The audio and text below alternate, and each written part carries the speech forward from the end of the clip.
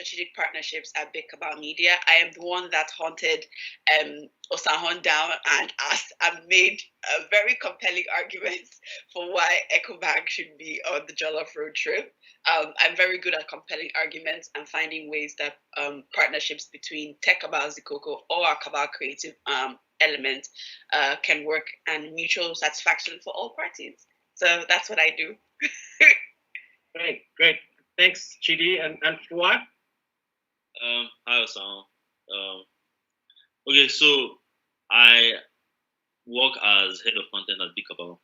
That is, my job is to figure out how we can consistently make ridiculous things across for all kinds of audiences, across like Tech Cabal, which is obviously the tech and business of technology audience, and Zikoko, which is just obsessed about youth culture.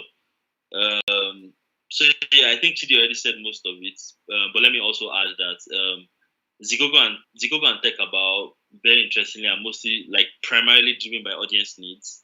It's like what does the audience care about? What is important to the audience at this point in time? And we just figure out the most effective ways to serve them the content in as many formats as possible. So yeah, that is kind of the summary of how we think about content at Big Cabal. That's interesting. So as a publisher and digital media agency, you must have a lot of interesting insights into the population. What are some of the key trends young people are defining across Africa today? Okay, I'm going to start for throw you under the bus. I think, and you can stop presenting if it's no longer. No, I'm going to make some. I'm going to talk about some of the things on the screen. So a lot of the way we think about content has been driven by some of the trends that we've seen. On Zikoko especially, what we do is group content by the trends that we've seen. So we have something called money, a money category, because lots of people are interested with what to do with money, how to increase their spending, where to invest the money that they're making, how to make money from people not in Africa. So there's money. There's also things about travel and food. Food is a big, very big component of what people care about on the continent. And which is why Jollof Road was such a big hit, because it combined love of travel and food and just seeing how Africans across West Africa eat, basically. So there's that. Obviously, there's music. I'm trying to say there's also things to do with coitus, but I don't know if we're supposed to talk about that on an EcoBank channel, but that's very big as well. And then also, just relationships and how to relationships of all kinds, growing with your parents, figuring out that you're now an adult and you have responsibilities, things like that. So those are the bigger trends, and that's how we've categorized most of our content, basically. Yeah. Great. Thanks. Fuad? Yeah. So to add to that, you can say that the summary of how the most consistent trends across like Africa with young people is that, of course, obviously they are brimming with youth, but there is also this restlessness. Is this general want for more? Like we want to earn more, we want more out of life. We understand that we are trapped in Africa with all of its limitations, but we still want more out of life. And what you would expect from young people across the continent is that you find them making the most of the space they have and trying to get the most of the entire world from the space they are. And that's why you see that a lot of the shopping is happening off the continent. A lot of the subscriptions are happening off the continent because Africa is now just a location, but it is not where people feel like they only belong, right? Africa is a part of the world of young people today, young people today. And I think that in a way shapes even how we think about content, right? We know that Nigeria, like young Africans everywhere, no longer compare their local culture and the local experiences in the context of, this is fine in X location. It's not like, how does this match up against the rest of the world? So you could say that every brand in Africa is not competing against other African brands. They are competing against the world for the attention and how to satisfy young Africans. So yeah. Interesting. Very, very interesting. I was smiling when I heard Chidi talking about food and travel and combining them. These are two of my favorite topics. Personally, I love to travel. I've been to over 40 countries, 15 of them in Africa. I feel it's the best education you can get. Now, can you tell us? You said what? I said I'm envious of your passports. Oh, the poor thing has taken a beating. So tell us, how do young Nigerians decide to meet their peers across West Africa? Is travel within Africa popular amongst the youth, or do they prefer to travel outside the continent? That's kind of a tricky question, isn't it? I know the want to travel is there. The wanting to travel and go to other African countries is definitely a thing that we have seen pop up time and time again on social media. Even when people were asking the details of our trip, but the ability to is a bit more difficult, and it's outside the reach of young Nigerians sometimes. Like traveling is expensive, and we're dealing with people that would just like to get up and go. The logistics of it all is a bit daunting sometimes, and so when people see that would just rather pack up and go to Europe, for example, it's not because the wants to travel in Africa is not there. It's more about the structure and logistics of it all, and just figuring out there's not enough news about sorting out things from payments to where you're going to stay to fun activities that happen across Africa. Meanwhile, you can just do a real quick Google search and you know what's going to happen on the 24th of September in Minneapolis, for example. Not as detailed in Africa. That's the way I see it, Fuad. Yeah, I am to add to that. I think that a lot of there's a price problem and there's a perception problem. It's that we generally just know, we know more about Minneapolis, like Chidi said, than we know about Ouida or Monrovia, right? And that's because there's a culture of documenting, like in like many other parts of the world. So I think a huge problem that exists for people is that we don't even know where to go locally, and that was like a question that Jollof attended to answer, because even we did not entirely know all the places to go. We had to go and figure it out, right? There's also the thing of price. So people want the nice holidays, but they can't get enough time off work. They can't afford to even travel like outside the continent, and that's why you see that. I'll use Nigeria specifically. There's a huge culture of Nigerians on their long weekends. So let's say you have two weekday public holidays plus 2 weekend days. They just drive to Benin Republic, spend the long weekend there whenever they take leaves, because it's kind of like a cheaper version of what people regard as a conventional holiday, right?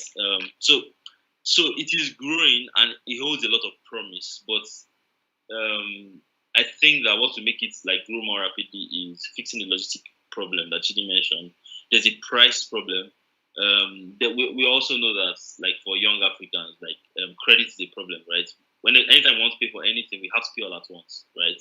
Unlike more advanced economies where you can actually now like get like maybe loans or even like there are plans to fix that problem for you.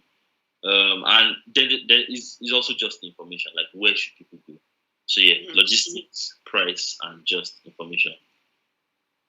Okay, very interesting. So, this continent, Africa, has a very youthful population. The median age is something like 19.5. And companies seeking to achieve scale in the region need to engage the youth, right? Or else, when you think about the addressable population, majority of them are below 20. So, for those who have joined today and are seeking to market products and services to the youth across Africa, what advice can you share about how to engage this population and keep their interest in the brand? Ask them what they want. I think lots of people, the way I've heard, quote unquote, the olds speak about young people. And when we say young people, I mean, depending on who you ask, 35 is young people and down, and for some other people, I don't know, 25 is where your cut-off mark is.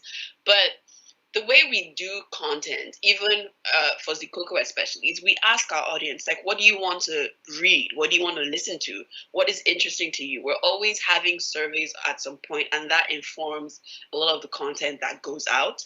Like today, we launched a new content line, and that's because repeatedly in all the things we've asked people about, they've asked about this content line. And so I think financial services and anybody else thinking about engaging with younger people should stop seeing them as like lab rats. It's like, I'll just observe them and see what I can glean, as opposed to just asking. They're grown, they know what they like, and they're not a monolith, right? So there's people, I know we're going to talk about this later, but we have a series called Naira Life, and what we see is even within a specific age group, there's people earning all sorts of salaries across all grades. And so if you're thinking, I'm going to just make a youth product, you might be missing out either the top or bottom half of people, because there's people earning in dollars now from the comfort of their houses in Lagos, Accra, and Monrovia. And the products you are like making have to then fit into their lifestyle.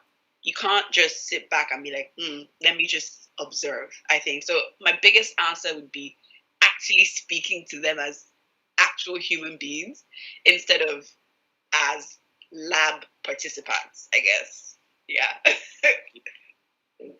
Interesting one. What?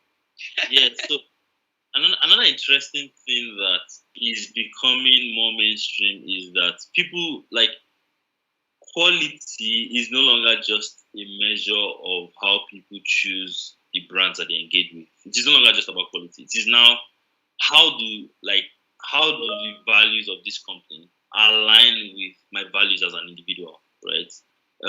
And you see that people like brands that understand their problems. People like brands that, like, people who choose a brand that is not perfect but is very empathetic over a perfect brand that has no personality, time and time again, right? So I think that I think it's especially hard for some brands, for brands that were mostly that have been established for a long time, to readjust to this new culture change and expectation. But if your audience cares about certain holidays, caring about that holiday is not making a poster and saying that, oh yeah, welcome, happy something, happy that, right? It is also just being there for them when they need you to be there for them. That's cool. Very interesting. So why would a young person try a product and choose to either stick with it or reject it? What are the key elements that for brands in Africa to consider when they're engaging? I'm going to let Fuad start on this one. Okay. So for example, I think that like personal aspiration is an integral part of how young people think about themselves today, right? And think about the fact that you have a generation that has grown up as part of a global culture, a very global culture, right? That their parents barely understand, right? And they want that to reflect in their choices. The things we buy, the choices we make, it's some sort of like social signaling to a large extent, right? And we want our choices to reflect and show the kind of cultures and societies we belong in.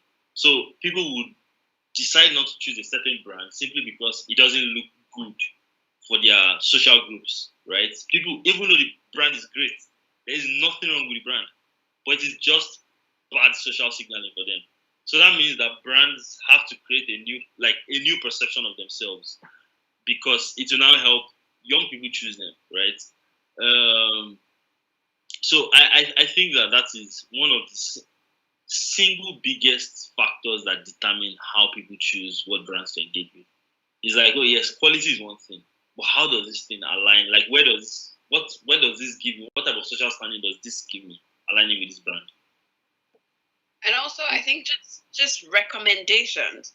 The way people choose things nowadays is they go on Twitter and go, "Yo, who has a guy that does X Y Z?" And it's whoever your TL recommends. That I mean, because if most of your TL is using it, that means they're all right. So there's the values, and I think for values, for something like in Nigeria, for example, there's been some unrest, and people have pretty much highlighted and gone, these are some brands that supported XYZ during these times. We're going to make sure we support these people because they supported us during these times. It might not reflect immediately, but it's a conscious thing that people are now going, so you're using these people instead of these people when we know that this particular brand was the one that spoke up.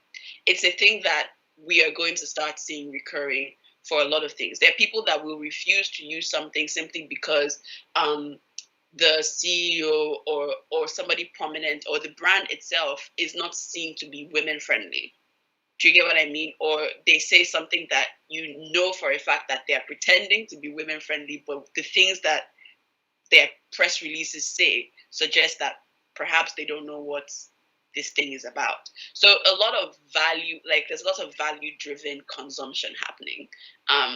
And just recommendations. So there's social signaling, but definitely a lot of recommendations because I know even if I wanted a carpenter, I would go online and say, who has a carpenter that they know is good? I wouldn't go. I don't know if there's a website, but I would trust my TL more than I would trust the website. Honestly, yeah. What is TL? Twitter. I'm aging myself. But I do have to ask because also the audience might I'm using the audience as an excuse now. Also, the audience might not know what TL is. Okay, so timeline. So you pump out a lot of content from your company, and so you must see what works, what doesn't work in creating engaging content, targeting youth.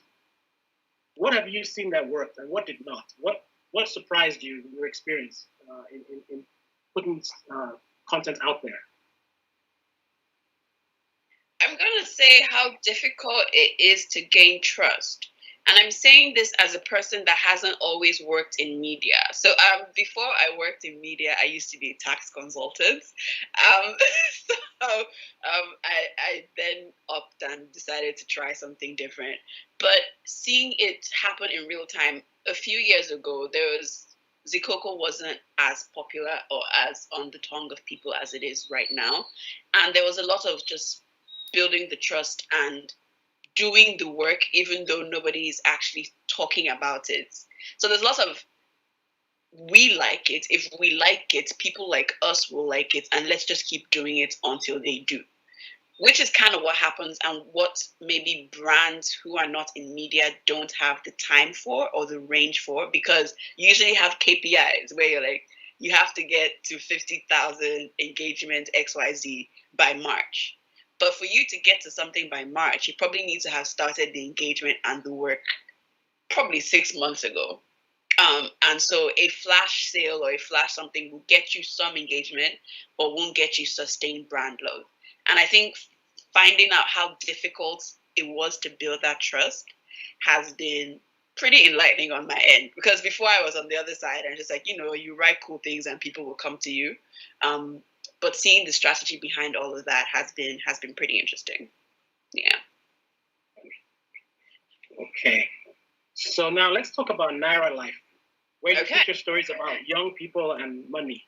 What are some of the astonishing facts you learned about young people's attitudes towards money in publishing that series?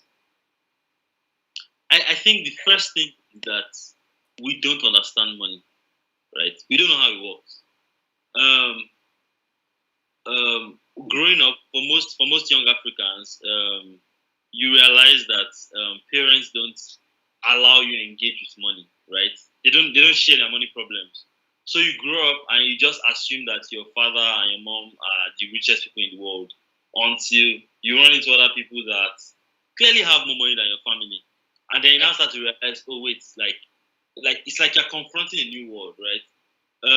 And one thing I find interesting is that for most of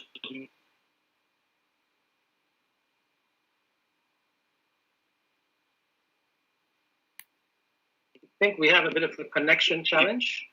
okay, I think okay, please continue. Okay. You realize that one interesting thing I've learned is that people who start engaging with money as teenagers generally make better financial decisions than people who started as as adults, right? Because they have some experience. They've made the mistakes early. So I think the first interesting thing is that we don't understand money, how it works. We don't understand how to keep it, how to grow it.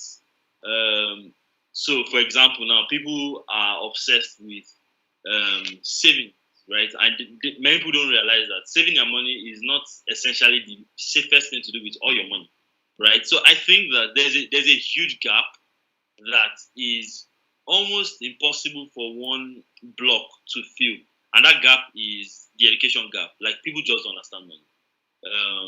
Some people use the advantage, like just by not educating them enough, they take advantage of people and sell products to them that, of course, like ignorance. But when you want to sustain loyalty over a long period of time, right? If a brand is playing the long game, a brand has to understand that sometimes making the best decision for a customer or for a user might not necessarily mean making a sale now, right? And it's difficult to convince your boss that, hello sir or hello ma, I did not make a sale, but I got us some brand law, right? It's quite tricky when you have quarterly reports and to kind of contribute to. But with a lot of brands that have done that, financials in most sectors, we've seen it pay off, right, over the last decade. So education is a problem, it's a serious problem, and anybody that can successfully educate young people about how to use money can get them to do anything. Period. Very cool. And so, in terms of, we just talked a little bit about money from the perspective of saving it or investing it. What about moving it around? Payment services such as fund transfers, remittances, bill payments, merchant payments. I was going to talk about that. There's, like I said, there's people earning money in so many different types of ways right now. It's no longer the traditional go to the office, get a salary on the 24th or 25th. There's people that are, their boss is not in Nigeria. They work for a company abroad, but they've just decided to be here. There's remote work of all kinds. And one of the biggest problems has been just getting paid. People are always asking, which link should I use to get my payment? How can I pay you? Oh, this service is not available in your country, so we have to do a bank transfer. And if we do this type of transfer, you have to take some of the charges. You have to bear some of the cost. And so just moving, I think the same way it is Herculean to move human beings around Africa, we are finding that it is Herculean to move money around. I mean, for Naira Life, for example, there was one, and I don't have it up here yet, where there was a fellow working in Nigeria, but he's from Niger, and he has to send money to his family in Niger every couple of weeks. Just the logistic is a nightmare. And so there is money to be made in figuring out how to make sure people can move money around Africa, how to make sure that it accommodates the work of a remote worker who gets payments every 2 weeks or every day of 1 week because they're working on different remote projects. Definitely something. There's something there to be had for people looking to provide services. Yeah, definitely a need. That's very useful insight for us to hear because we're a bank that are in 33 African countries, so we experienced the movement around, As a person who likes to travel, I've seen how difficult it can be to move between African countries. And also, I do know that sometimes people do struggle with moving money. But fortunately for us, we do have lots of solutions that can resolve those issues. Now, talking about moving around, some of the audience are not aware about the Jollof Road project. Please, can you speak about it? Yeah, I know, right? With all that work, all that stuff that happened, can you speak about how you came to do this trip across West Africa? Share with us what motivated the trip, how you organized it, and more. Give us more into that, please. I'm going to say what happened, and then Fuad can say the cleanup version. Fuad worked. He came into the office one day and he said, "I'm going to go on a trip around West Africa. If you guys don't fund it, I will resign and go by myself. So make sure you fund it." And then he walked out of my office. And that is how he was like, "This trip is going to happen. So make sure we find the money for it to happen." And then we had to call him back and be like, "Okay, talk us through the actual logistics of what do we need?" But the way it started was a threat from Fuad saying he was going to do this, and if we didn't support him, he was going to resign and do it anyway. And we like him around, so we found the support system for that. So Fuad, you can now tell the rest of the story. Anyway, okay, so I think we already hinted to some parts of it, right? In more ways than not, right? West Africa is in fact a country, right? Before like the colonial lines came and divided the entire region, like we spoke a lot of the same languages, we traded together, and it was just weird how like I used to know more about like New York as a city than I knew about any other West African country. And like you literally run into a stranger in Liberia, and you feel like you might know this person from somewhere, right? Until you realize that they are actually from a county in Liberia, and that's where their parents were born, right? So I think it was an exercise in curiosity to a large extent. It's like, okay, West Africa is many things, but like what is West Africa? Who are West Africans, right? And another interesting thing that helped us to think about how to structure it is that we know that Nigerians are very bullish about how we think about our jollof rice, right? But one thing we must all admit is that it came from Senegal, right? And it's interesting because we definitely know it did not get here by plane.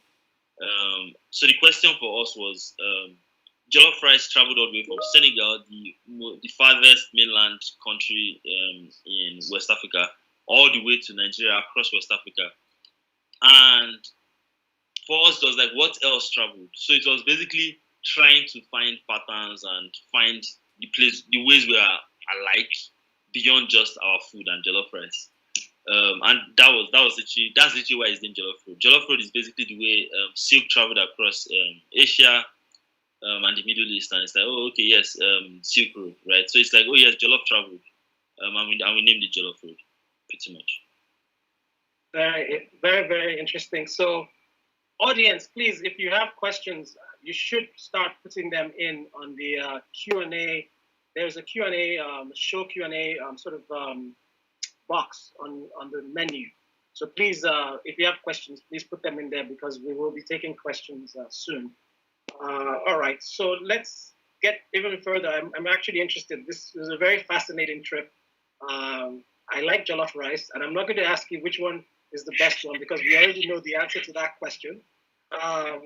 But can you share with us some of the highlights and lowlights of your trip? I mean, I remember when you came to Lomé, and we went to a restaurant across from the port, and you were telling us about how it was amazing that there was a port next door and there was no traffic, right?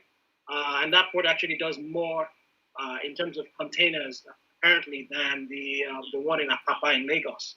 Yeah. So, could you tell us a little bit about what did you see? What were some of the highlights and lowlights of the trip for you? I think the most valuable part of the trip for me was just the fact that we did not feel like strangers anyway, right? Maybe it's our tendency to just be highly hospitable, but you run into people that give.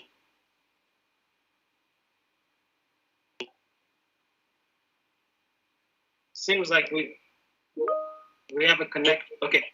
Fuad, your connection was poor. Please continue. Continue. Yeah. So something interesting happened in Ghana. That's my favorite.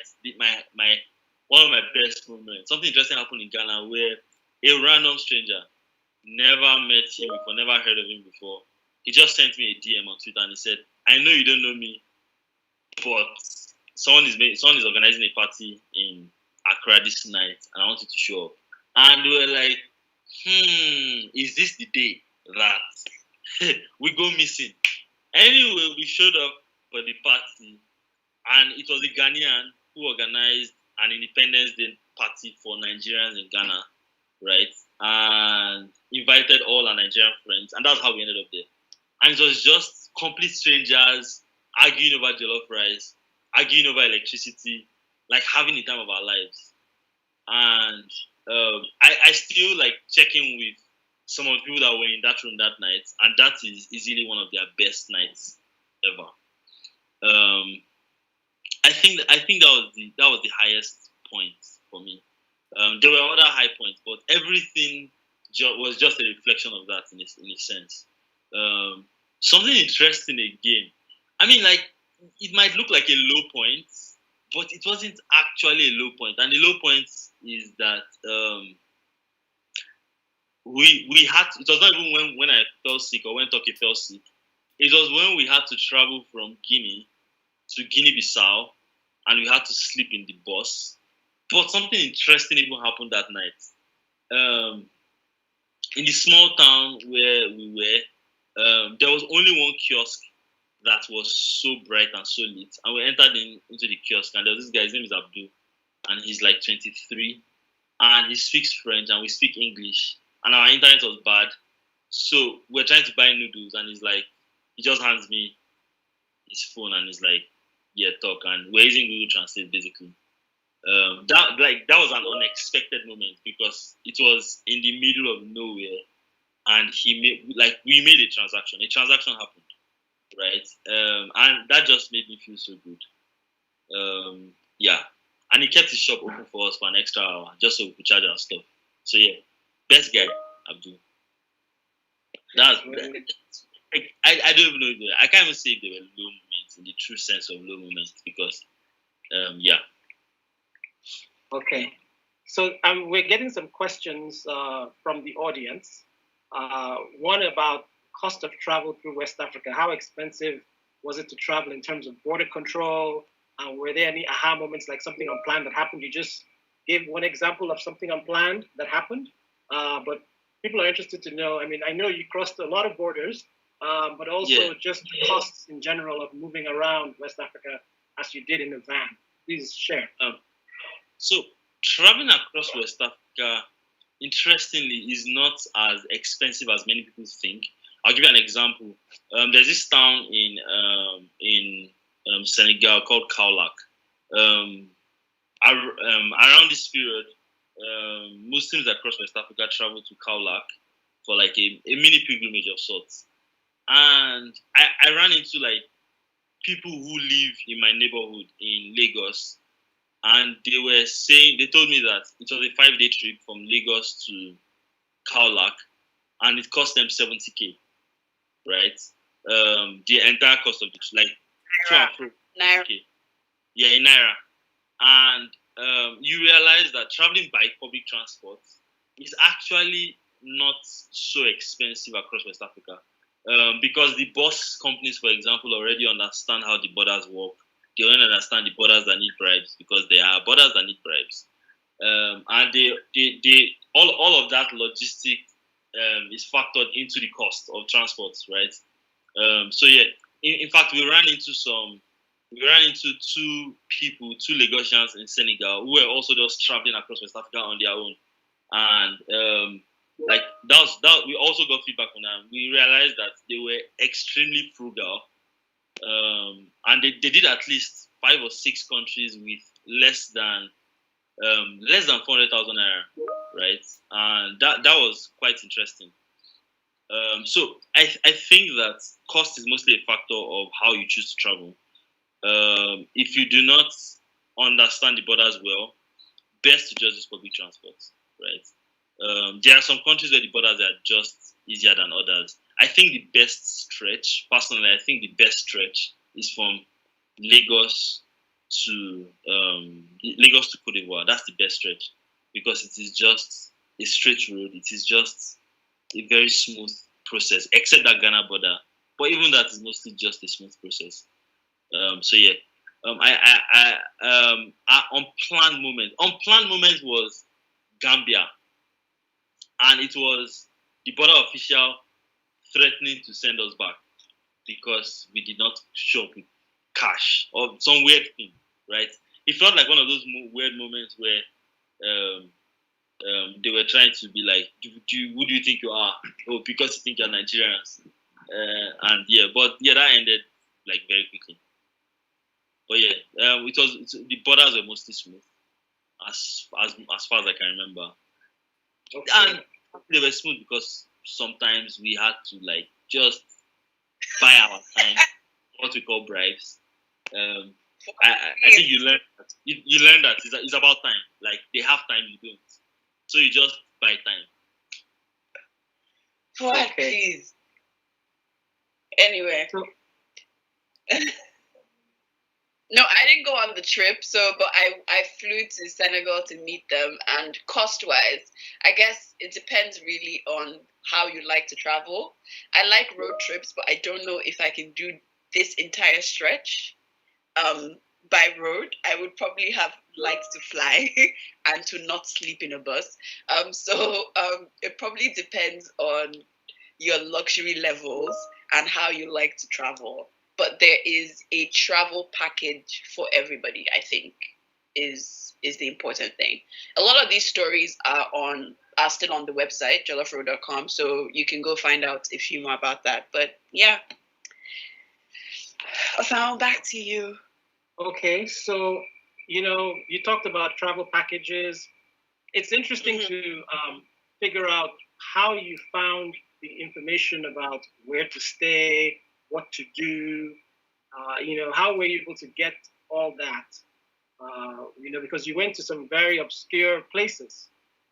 So please share. A lot of it was crowdfunded. Like the way people would just say, "Oh, you're in X country, you should definitely see." So again, it's about going back to your TL, what we talked about earlier about how young people interact and how they get information. There's not one website that has all of this. There's no travel star or something that says you should definitely go to Senegal and see the big statue in the middle. There's none of that. A lot of it was crowdfunded. I will say there are some places we had marked down. Fuad is a big fan of Airtable and sheets and spreadsheets. So there are some places we had marked down, but there's nothing, if you're going to show the essence of Africa, you obviously want to make it as local as possible. And I have to say a big thank you to like the readers and people that watched all the videos on YouTube. They're still there, go see them. And it was just mostly crowdfunded. People would invite them for random things and they would message me. I would be in Lagos going, "Oh my God, please don't die." And they'd be like, "Yeah, somebody just messaged us that there's XYZ, so we're going. See you later." And then 2 hours later they come back and I'm like, "Yeah, it was good." So lots of it was very crowdfunded, or the way it seemed from my end, from the office. Okay, so crowdsourcing, essentially, crowdsourcing of information. Yeah. Yes. Okay. Yeah. So frankly, I think it starts with just searching online. I think that we also have this general skepticism about Africa and what is available, right? A lot of the information was already online. In fact, the people element is just for the sake of trust. It's like having people like just tell us what they think about these places. So for many of the countries that we entered, besides, I mean, an integral part of helping us navigate some countries was that we had EcoBank people waiting for us and promising us that they were going to outdo the previous country, which was an interesting thing, to just be the person that everybody's trying to, okay, you want to outdo those people. Nice. How about we have like states? Yeah. But yeah, let's focus now. So a lot of it was just research and crowdsourcing. But from Okay. Another connection challenge for Fuad. Yeah, it's come back. Okay. So because we went to all of these places, our way of documenting all of this for now is just like writing journals on jolloffroad.com, right? Chances are it will evolve and how people engage with jolloffroad.com will evolve, but where it is now is that it is a journal of every country we went to across West Africa. What people are like, where the people are the warmest, where people are the most hectic, the places where power is not a problem, where power is a problem. So it was like our daily life getting documented. Some of it felt so mundane at the time, but now it's in hindsight, it is just a valuable resource to help you navigate West Africa. Great. So, question from Alex from the audience: what was the biggest success of the Jollof Road journey? That it happened. That's it. For me, as management and partnership, my biggest success is that it actually happened. Fuad called me like the mother hen on this trip, but I made them share their locations. I was tracking as they moved from country to country, and as soon as they got back into Nigeria, my sigh of relief could probably have been heard in Timbuktu. It was that it happened and that it was successful and that they left in one piece and came back in one piece. Probably the highlight of my trip from a management perspective. There's other cool things, but if you ask me, just it was a Herculean thing. Literally 2 weeks before the trip happened, we were not sure if we were going to go. It was still, oh my God, we have this other thing to happen. And then the bus hasn't, and then it all just clicked. So that it happened was, yeah, I'm going to be talking about it for a long time. Definitely. Fuad. I think the success for me and what will continue to perpetuate itself, like in a sense, for the next few years, I imagine, is that before we even got back, people were already beginning to ask the question of, well, how can I do my own jollof road? Like where do I start? Where do I go? What do I need? And as young people become more prosperous, hopefully over the next few years, hopefully, right, we are going to see more of that. We're going to see more people wanting to just explore and make the most, get like more experiences out of life. And the first places they're going to look are the places closest to them, right? It's like every other week, Toke or me or Kayode is getting a message about, oh, I'd like to go to this place. Like, where should I go? As like yesterday, I saw Toke on Twitter replying a message about the best coast, the best beach to go on a budget where there is no security problems and all of that. And it's just that I think the goal for me, the success for me, is that we've started to define a culture of leisure travel across West Africa, and kind of create an identity for it of sorts. Yeah, so that is what I would consider the biggest success for me. I mean, I was not worried about life, and yeah, as Chidi was, which is obvious, which is which is expected. But yeah, like we didn't die, like so. Thankfully. So another question from the audience: do you think that West Africans would be interested in traveling beyond West Africa to countries in East or Southern Africa? Yes. A lot of it is already happening. a lot of it. We have some friends of Zikoko who are constantly organizing trips across like these pockets of places, East Africa, even in South Africa, just trips. Like Nigerians just want to get, like, young people, generally urban young people want to get more out of like their lives and out of their experiences without having to worry about visa problems. Because, for example, now you want to go to a country and you have all, even if you have all the money, you might not have the visa to get in.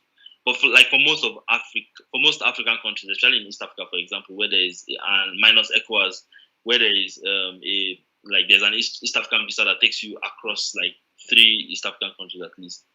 Like those things make people want to do it more. It drops the prices for people. There is definitely a culture of people already doing that, and I believe we're going to see more of it in coming years when everybody stops being extremely scared of coronavirus, of course. The obvious coronavirus. That's true. I know here we are talking about travel, and there are restrictions right now, but times will change at some point. Another question from the audience. This person is a big fan of Fuad. He says, we live in a revolving world of how content is developed and disseminated. Zikoko and Tech Cabal can acclimatize due to your industry segment.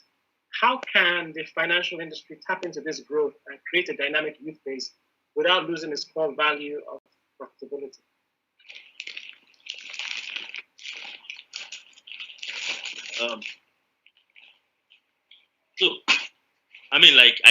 I think there's a broad word for this, and we call it content marketing. But I really think that we spoke about this to an extent earlier. I think the priority, as we said earlier too, is trust. Once you can get your audience to trust you genuinely, not trust you and then you now scam them later. Like you get them to genuinely trust you, right? They're going to buy anything you take.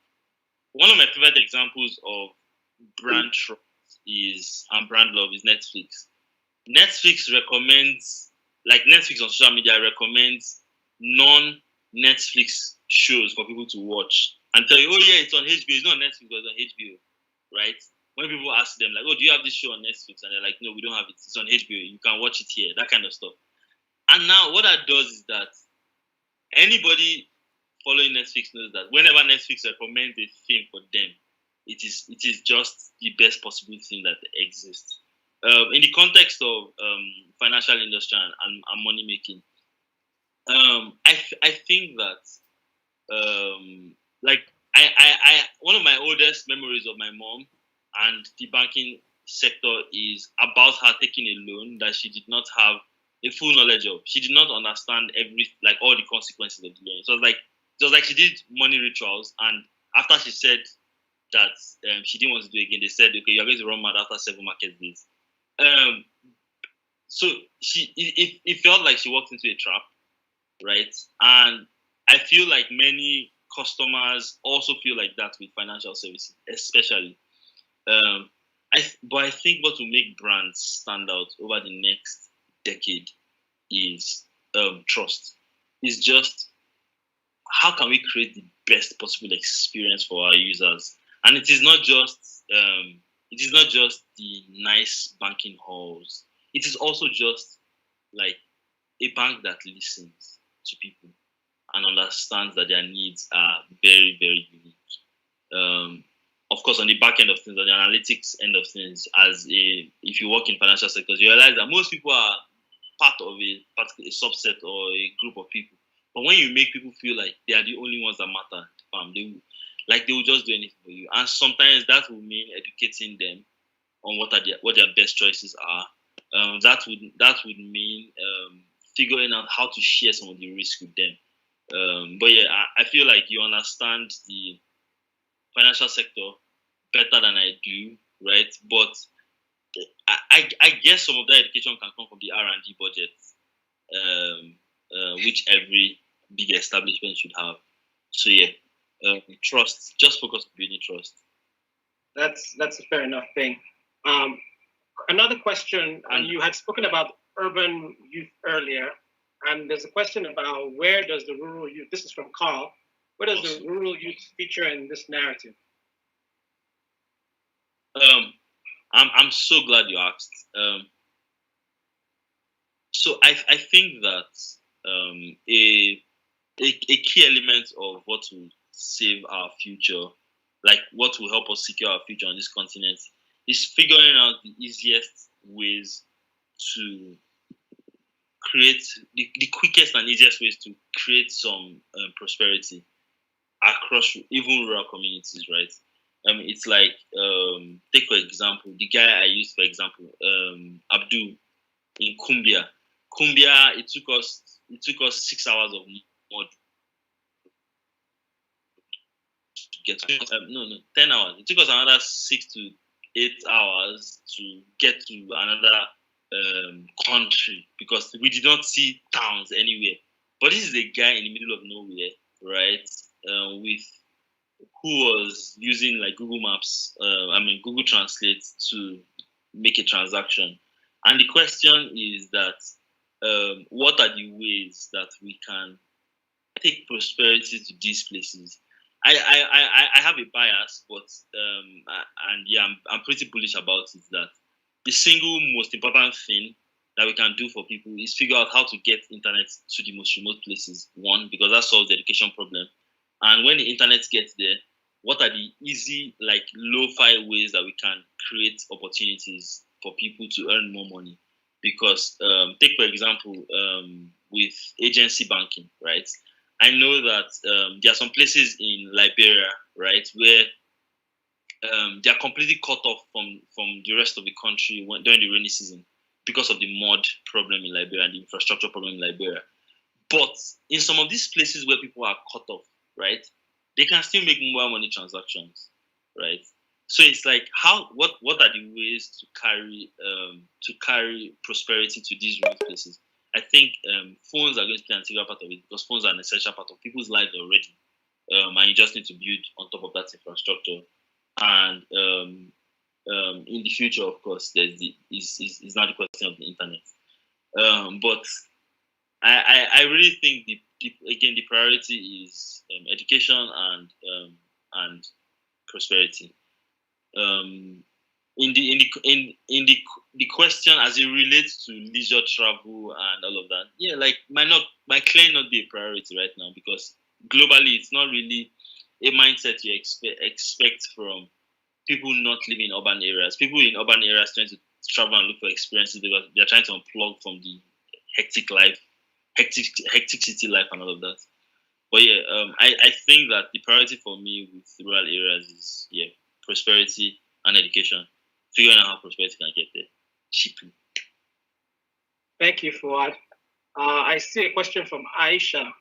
Does EcoBank offer any services that allow for groups of young people to save for trips? So that would be a question that I would need to answer. I would say that the answer to the question is yes, we do have savings products, a variety of savings products that allow you to save for a trip. To do so as a group, that I think we might need to look into that. And I think that, just like Chidi had said earlier, listening to what people are asking for, if it is something that people are asking for, that we would like to have some kind of group saving among ourselves to save for a trip, then it's definitely something that we have the capability to offer.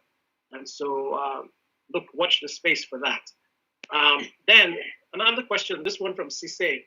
Do you mind sharing the transportation network you used for your trip? Okay, so the sixth member of the trip was a bus. A bus called Black, and Black was our ride or die, our bumblebee.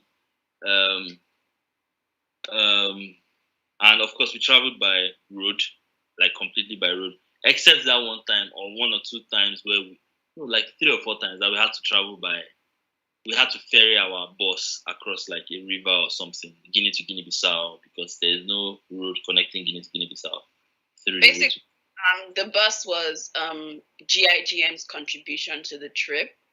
The bus, the driver. So the driver also was a stand-up guy that knew most of the roads, I think, up until we got to Cote d'Ivoire. The team for Zikoko did not use public transportation, although Fuad threatened me that he would indeed use public transportation if I did not get him a bus. So I went to go and beg GIGM. But the bus is GIGM's bus, and it's the bus they use for almost all their trips around West Africa and within Nigeria. So yeah, they gave us that, and we were able to brand it. So everybody knew the bus as we went around on this trip. So I hope that about that everybody knowing the bus. Chidi, to figure out what he said, I remember us entering Guinea-Bissau, and some random guy just came and said, "Oh, you guys are here already." It was as exciting as it was creepy, because like, he had been expecting us, so yeah. Oh, you guys are here already. I'll never forget that. With the question, I know there's people that do trips. If you're planning a trip, I know GIGM goes up until Ivory Coast, I think, and then you can then find other bus transportation for the rest of the trip. It's entirely possible by most of the trip is entirely possible by road. There are a few bad spots that you probably do not want to be on the road for.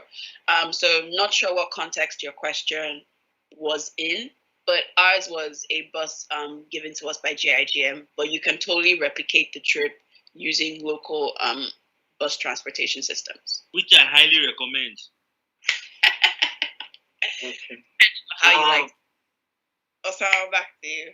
Sure. So, a question from Hussein. Is there a plan to open trips like this up to the public?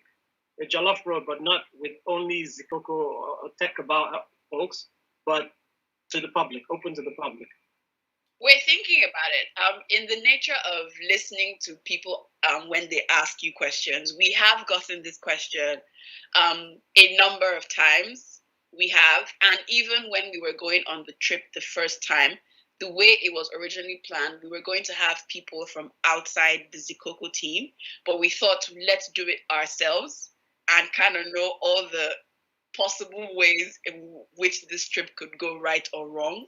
And then, if EcoBank is game, we'll figure out a way to to make it happen. But it's something we've thought about. The logistics of it all means we're not a travel company, obviously, and making sure that people are comfortable when they travel means that we have to ensure that they don't sleep in a bus. So it might be a bit more tricky, but once we figure out the kinks of that, you'll probably hear from us, Hussein. Okay, thanks for that. And yes, just like you're not a travel company, we're not a travel company either.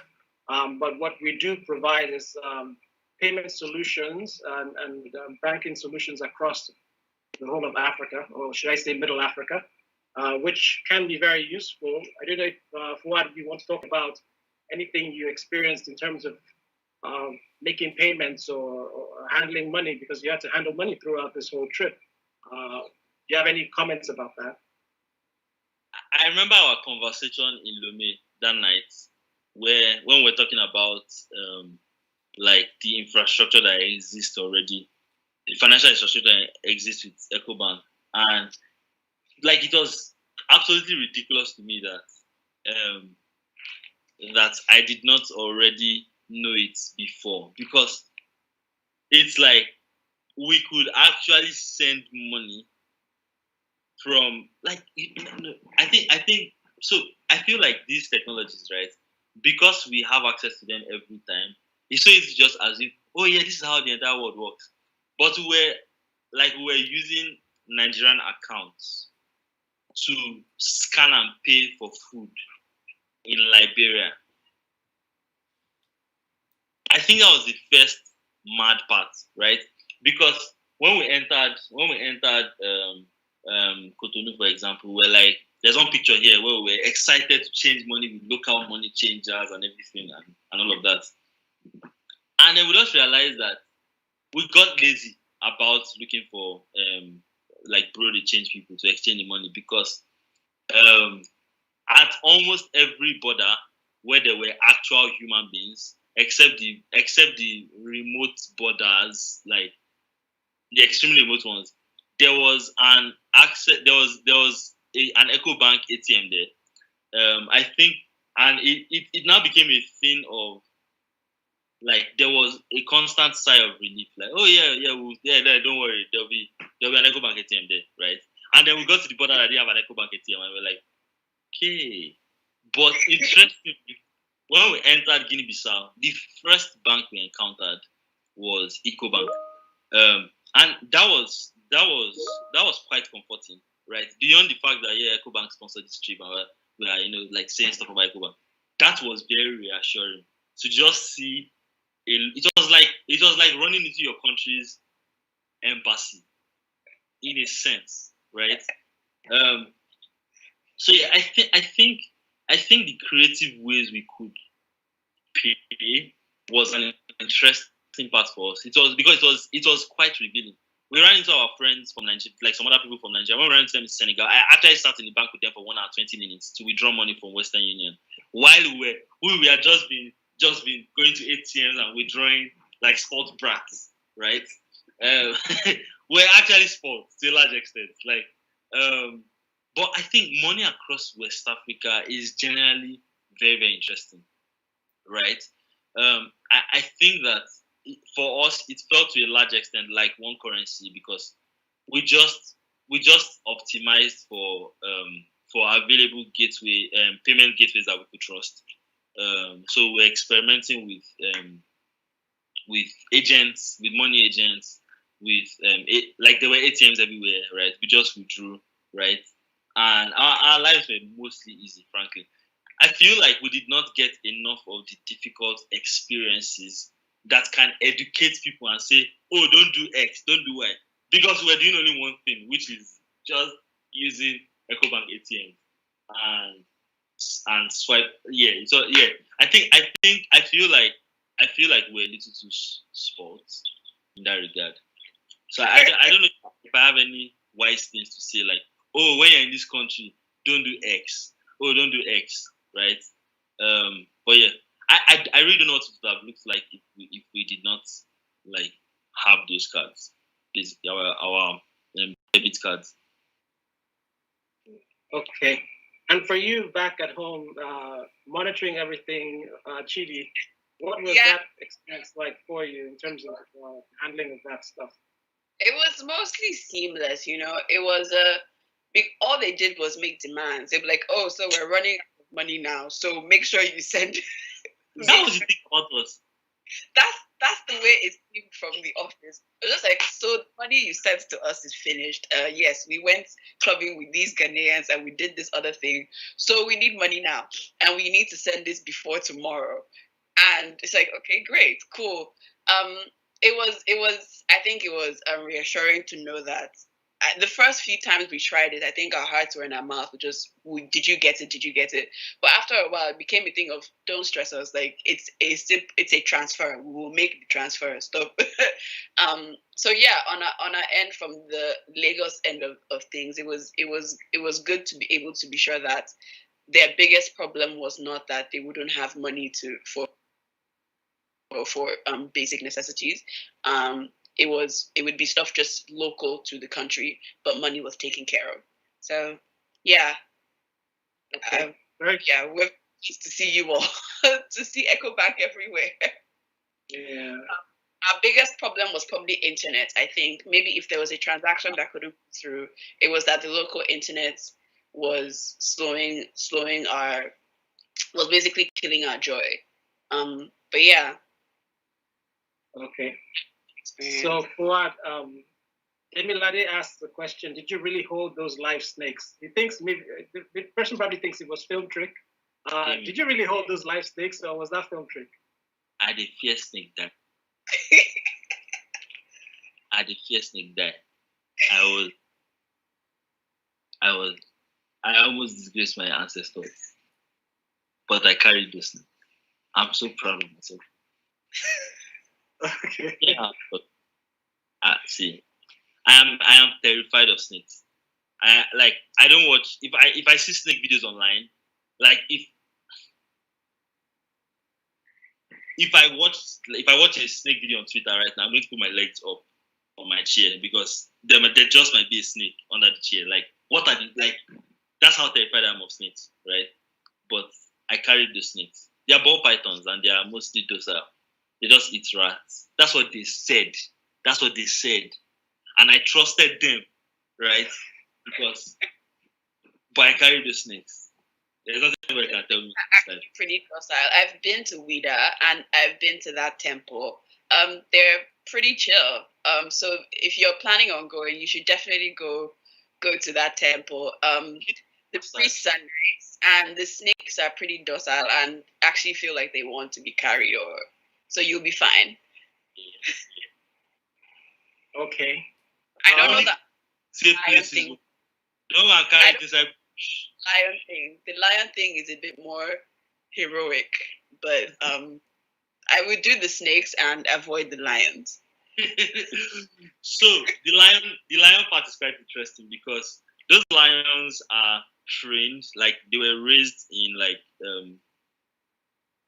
I don't know the English for it, but in like the controlled wild, in quotes.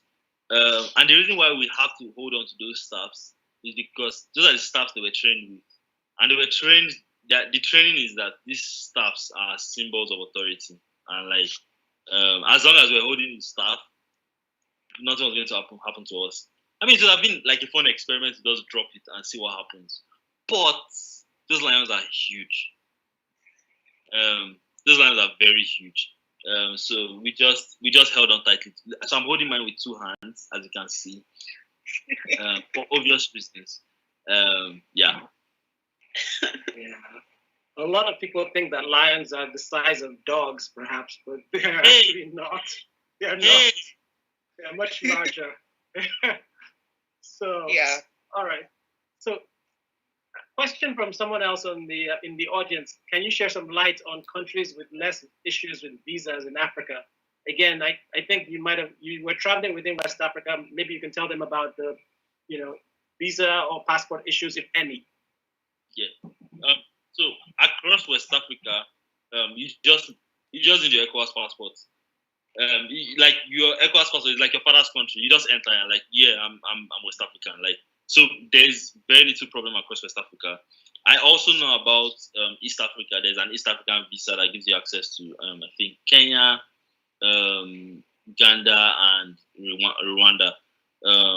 It's like a 30-day or 90-day visa. I can't remember now, but it's relatively affordable. I don't know about much of the rest of West Africa. I know, for example, that the South African visa office in Lagos always has long queues and a lot of rejections. I know that there are a ton of other West African countries that have, like Mauritius, for example, has a 90-day visa on arrival thing. You just show up with your spending power and your desire for enjoyment, and they allow you to stay for 90 days in their country. So yeah, I think there is some research to be done. Like, just if you really want to travel, there are a lot of resources online to just guide you. I feel like we have a thing or two about that on people. But if you just want to travel, there are places where you can actually just go that don't cost so much. They're not as expensive as Schengen, for example, and you have a good time. And if you're West African, you have 14 countries or 15. We didn't go to Wannabe. You have at least 14 countries to go to where you don't need a visa, and you don't no visa fee, no nothing. You just go with your ECOWAS passport and pride. That's it. And you're let in for 3 months, I believe. Don't overstay. Leave after that. But you have at least 14 countries to explore before you explore the rest of Africa, I guess. Yeah. Okay. That's helpful. Another question. This one, I think you have sort of covered it, but let me just say, if there's anything in there, how do you deal with the different currencies and foreign exchange rates, and do you use travel cards? Anonymous, I'm sorry to let you down, right? But I don't know. I just see, like, the only card we had was we just had our EcoBank debit card. So I don't know what the travel card is. I just know that I put my card in an ATM and it gave me money. I put like my Nigerian account. I put it inside an ATM in Lomé, and it gave me francs. I put it in Ghana, and it gave me cedis. I put it in Liberia, and it gave me US dollars. Right? I don't know about travel cards. I just know that I put my debit card that is active in Lagos inside ATMs across the region, and it was vomiting money. So forex rates, currencies, not too much. And what you realize, I think, with the charges is that when you're going to be on the road for a long time, right? The numbers they start to matter less and less, because we realize that what we were losing in exchange just there was never a case of worry that maybe someone gave us fake money, or because we know that an ATM is going to commit only good money. So I think that it felt valuable and useful to us, because we didn't have to worry about other elements of trust. So yeah. Okay. So looking back now, what are some of the key takeaways from the project you would like to share, and what could EcoBank do better?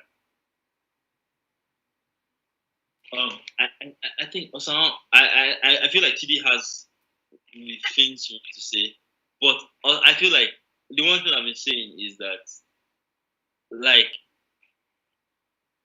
what EcoBank has in 33 countries is what some startups have celebrated for having in 5 or 6 countries, right? It's like, I just want everybody to know what is possible. Like with the sandbox, for example, right?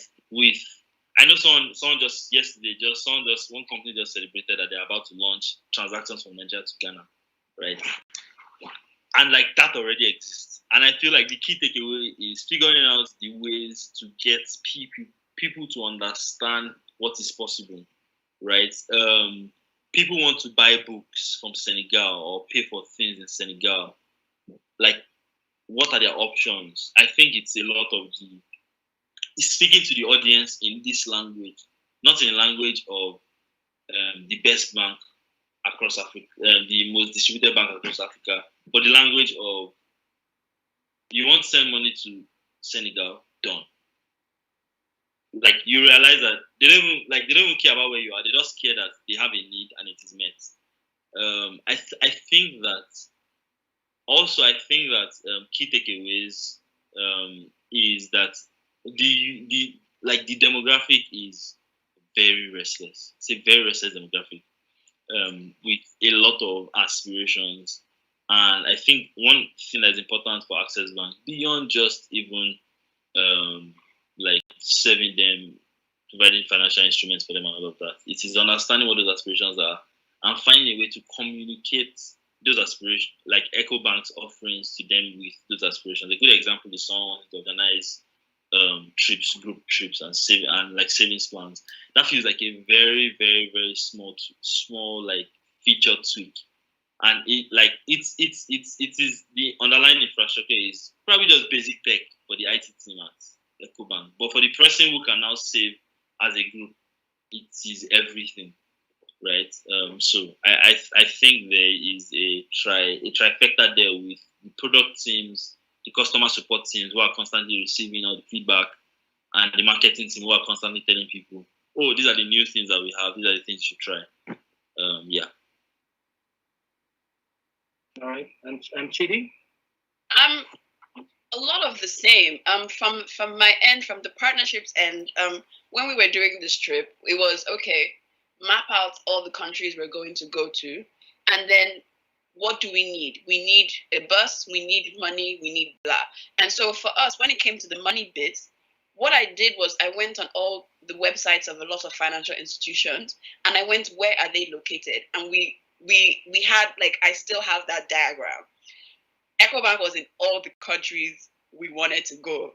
And so it became a KPI for me that we had to get.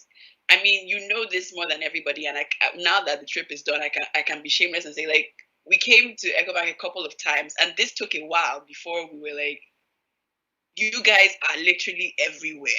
It doesn't make sense. Like, you need to be on this trip because we can show young people that, like, we won't have to lie. We won't have to obfuscate and say, oh, there was one country they weren't in, and for that we had to use Western Union. It's literally, you have the technology and the ability to make people's lives easier as they travel or do business. And I think you need to proud your proud. Basically, you need to tell everybody in a language that they will understand. Because we got that question a lot. Like, if you check our timelines and check with the hashtag Jollof Road, I believe lots of questions were either about, has the bus broken down yet? And it did not. And that was kudos to the GIGM team. But also, oh my God, how are they getting money? And we didn't have to cook up stories. It was just, yeah, they said they got us and they did. That's it. So definitely speaking to people in languages that they will understand. Now, when I say language, not like English, Pidgin, and Yoruba, whatever, but like in scenarios that they can place themselves in. And they're like, yeah, I should totally do that. I think, yeah, I enjoyed, if it's not obvious, we enjoyed working with Ecobar quite a bit. Yeah. Great stuff. Yes, we enjoyed working with you too. It's quite an exciting trip. Very, very interesting insights along the way. Okay, so we're coming to the end, and it doesn't seem like there are any further questions on the Q&A. So let me just ask one last one to both of you. In closing, please share any thoughts you would like for the audience to reflect on. I think once Corona is over, you should travel. You should be curious enough to find out what's going on outside Lagos, and outside Nigeria. I've assumed a lot of people are in Lagos, but I know Nigerians sometimes they either travel too much or they don't travel at all and stay only where they grew up. You should be curious, always curious, and definitely travel. Definitely start planning your next trip, and then tell us about it.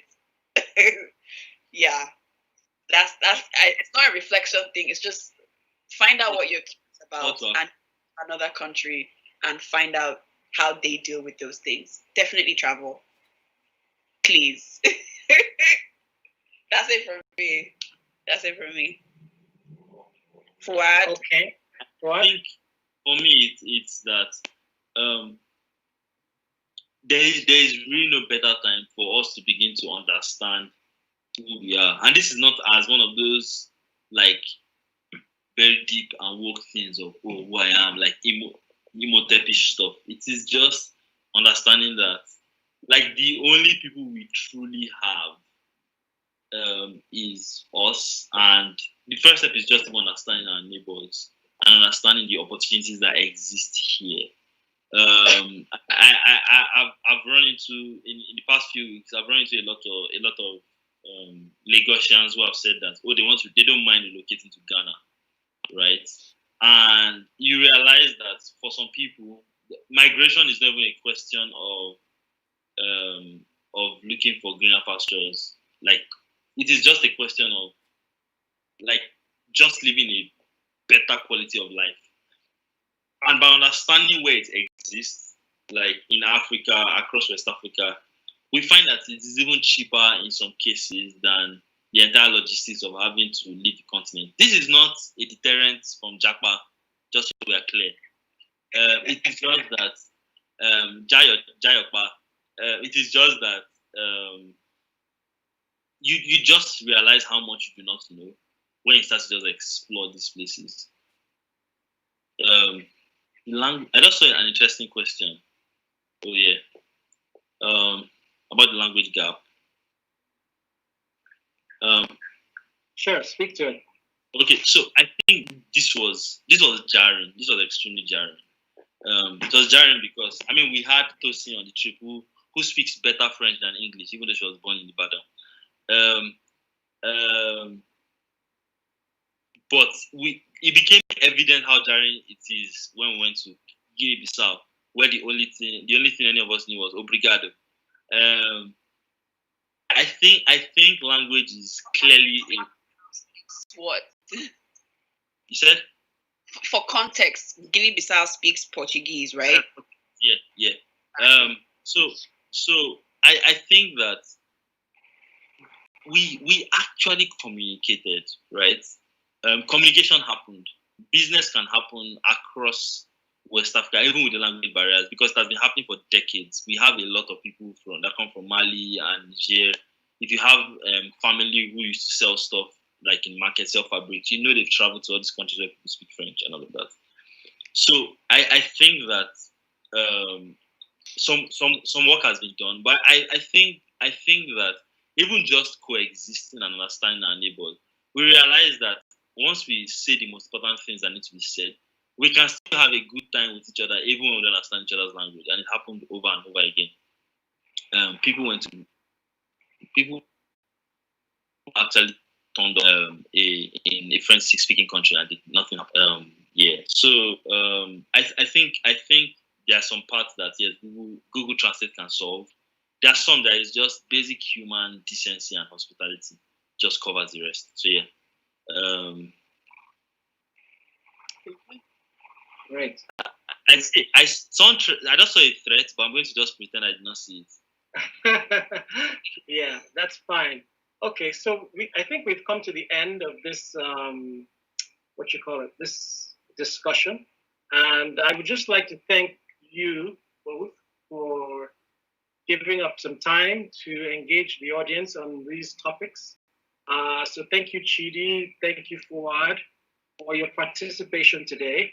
It has been very, very interesting content, which I believe it was recorded, and so we can always go back and look at it. And I think there's a lot of learning that came out of it. So thank you both for joining, and I look forward to seeing you sometime soon. Right. Yeah. Thank you, everybody. And thank you, everybody, for tuning in and staying with us through all of this. Enjoy the rest of your public holiday if you're in Nigeria, and get back to work if you're not in Nigeria. Bye. Yeah, in Senegal, enjoy public holiday. I imagine it's public holiday in Senegal too. Okay. Bye, everyone. Bye, everyone. Bye. Take care.